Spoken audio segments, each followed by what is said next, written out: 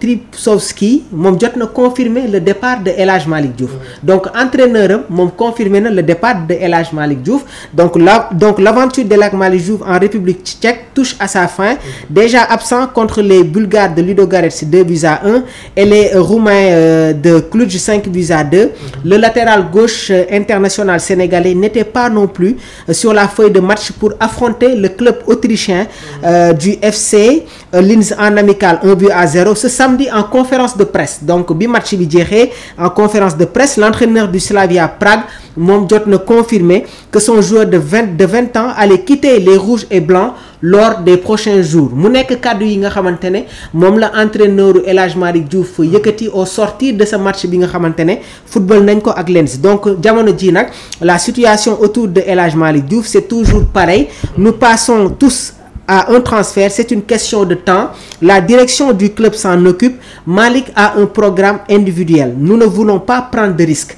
Donc si je me rappelle bien la semaine passée bu ñuy waxtaan ci El Hadj Malick Diouf ñëwoon nañu ci entretien bi nga xamante ne jotoon na ko amal doon wax sur son transfert donc la direction du club ñi ngi ciy occupé wu parce que El Hadj Malick dafa am un programme professionnel bien défini. Nous ne voulons pas prendre de risques. C'est un joueur aux qualités extraordinaires. Il y en aura pour l'avenir. Les exigences du Slavia doivent être satisfaites, mais nous considérons qu'il va partir. Je pense que ceux qui sont ici resteront au Slavia, sauf El Hadj Malick Diouf li mu wax entraîneur bi suñ ko tekkiwee mooy jamono ji am na ay rumeurs de transfert yi nga xamante ne ñi ngi ko doon évoqué léegi nag dafa am benn club Angleterre bi nga xamante ne jotoon nañu def une proposition boobu clubam dañu ko refuser loolu moo waral bi le club dañu demaat dans une concertation nekk dans une appréciation dans une réunion voilà interne bi ñu jugee ci loolu tamit am na beneen offre bi nga xamante ne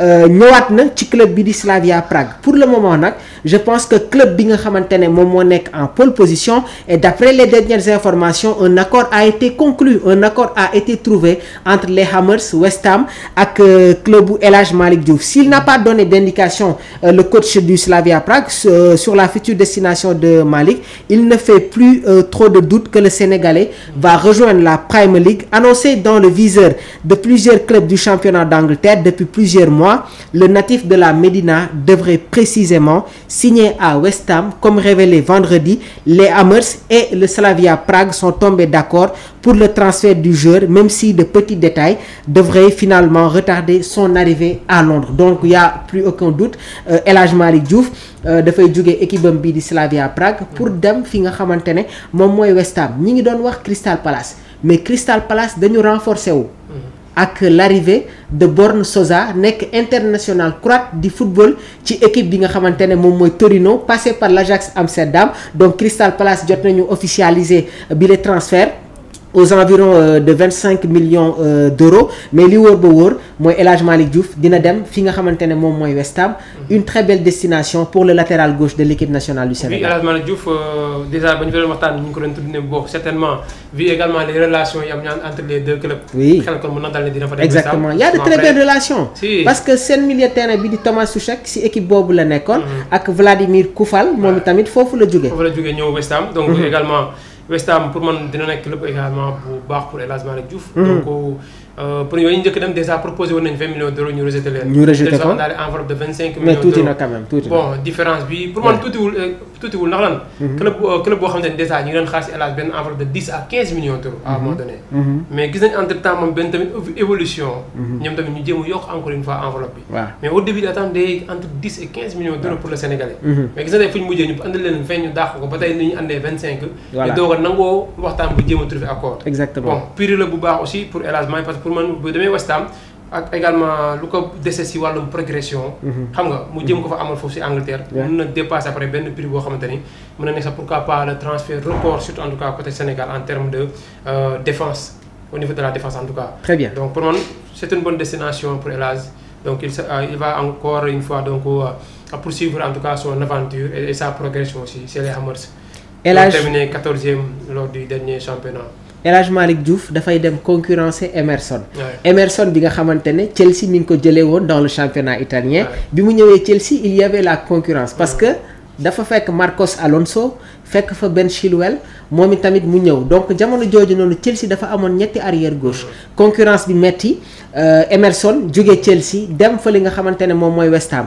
West Ham dañu am beneen arrière gauche bi nga xamante ne voilà il a toujours été là-bas muy Cresswell mais après les blessures yi nga xamante ne dafay répété ci kawam moo waral Emerson s'impose comme un titulaire indiscutable dans cette équipe des Hammers donc El Hadj Malick Diouf dina dem concurrencer Emerson sur les qualités de jeu ci volume de jeu bi man je vois El Hadj Malick Diouf mu imposer wu comme un titulaire indiscutable dans cette équipe de West Ham. Bien sûr man moom j'en doute pas vraiment parce que man pour man El Hadj Malick capacité bu mu am ak niveau bu mu nekk nii.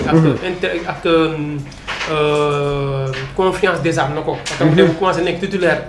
au sein donc de notre tanière. donc loolu ça veut dire quelque chose aussi. très bien xam nga nga commencé jouer si joueurs yi mel ne Ismaïla Jakobs yooyu noonu. déjà temps bu ñu commencé def yeneen si joueurs yi tamit ñu ngi fi tey nga ñëw rek carrément rek imprégné wu. am nga confiance coach bi am nga confiance groupe bi am nga confiance supporters yi. lan moo des léegi mooy nga gën a jouer ak xel bu dal aussi. exactement gën a poursuivre sans kii. sans stress en tout cas sa progression te pour El Hadj dina am carrière bu doy waar pour moi te nangu naa liggéey aussi. El Hadj Malick Diouf bu affaire yi jeex dañ koy gis avec les préparateurs physiques.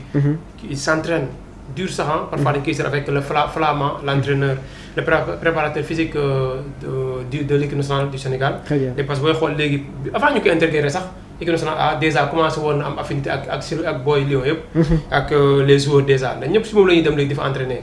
dernièrement également gis nañ Sadio Mané ba mu jógee en Arabie Saoudite ak Maccabi.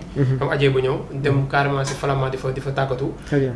ñëpp moo leen di entraîner léegi booy xool. pour man El Hadj tamit mi ngi si yoon bi quoi mi ngi si progression bi noonu. très bien bien vrai que avec son club ñoom déjà dañuy football avec un système hybride c'est-à-dire le 3-5-2. El Hadj Malick Diouf se retrouve comme piston gauche et il est très à l'aise ci rôle boobu noonu tey jii suñu xoolee ay performance am ay statistiques am dañuy xam ne que c'est un joueur qui a un apport offensif. léegi nag West Ham ñoom dañuy football avec un schéma 4-2-3-1 déjà dans les buts il y a Alphonse Areola au niveau de leur charnière centrale malgré l'arrivée de Todibo en provenance de Nice seen entraîneur dafay miser sur la charnière composée de Max Kilman bi nekkoon Wolverhampton moom mooy jouer comme défenseur central gauche ak l'international grec muy Mavropanos comme arrière droit il y a Wan-Bissaka arrière gauche Emerson moom moo fa doon football au niveau de leur entrejeu il y a Thomas Soucek ak Guido Rodriguez en provenance du Betis Séville Lucas Paqueta Ward-Prowse am nañu ay milieux de terrain yi nga xamante ni ils vont être dans une concurrence léegi nag y a Gary Bowen nekk international anglais Evan Ferguson en provenance de Brighton moom moo nekk en duel ak Antonio ak ki nga xamante ne moom mooy Füllkrug léegi nag si seen excentré gauche kuy fa doon football mooy l'international ghanéen Kudus est prêt pour rejoindre équipe bi nga xamante ne moom mooy Tottenham. Il a été très clair Chelsea jéem nañu rentrer en contact avec voilà le joueur des Hammers mais Kudus moom li mu wax à son agent mooy benn club rek la bëgg a dem muy Tottenham tamit ñi ngi renforcer wu nan ngay gisee tey jii tamit transfert bi nga xamante ne ñi ngi koy waaj a officialiser. waaw bon Kudus un bon joueur aussi parce que très technique passé par l'Ajax Amsterdam. def na fa saison tamit bu baax foofu fait Pays-Bas. actuellement également avec West Ham bëri na tamit si ay match yoo xamante ni déjà day feeñ carrément si match yi. Tottenham aussi ñu ngi leen ko fay